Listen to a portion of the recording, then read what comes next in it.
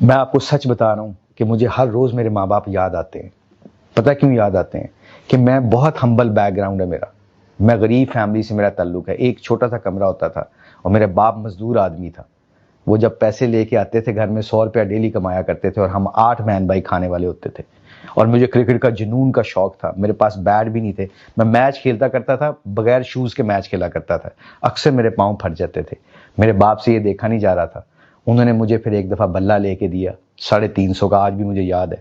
اور مجھے کپڑے لے کے دیے, ٹراؤزر لے کے دیا تاکہ میرا بیٹا کرکٹ کھیل سکے. اکثر میں ان کو چھپ چھپ کے دیکھا کرتا تھا کہ جب وہ مزدوری کیا کرتے تھے غلہ منڈی ساہیوال میں. My dear brother and sister, وہ میرے باپ اکثر جب شام کو مزدوری کر کے گھر آیا کرتے تھے. مائی مدر آلسو پاسڈ ہوئے.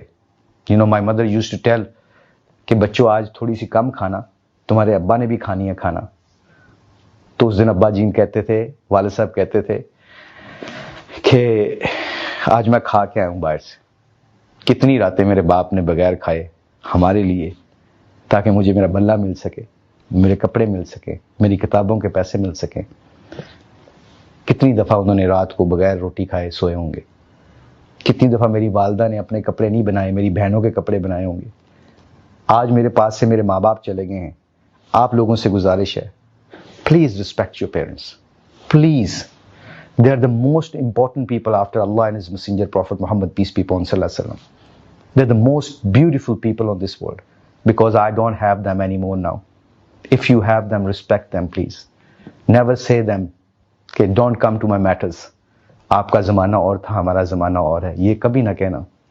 کبھی ان کی بات ناگوار گزری تو خاموشی سے, عزت سے برداشت کر لینا. سب سے فاسٹسٹ ترین طریقہ ہے کامیابی کا اس دنیا میں اپنے ماں باپ کی خدمت کرنا. So please respect your parents. This is my message to all the people who are listening.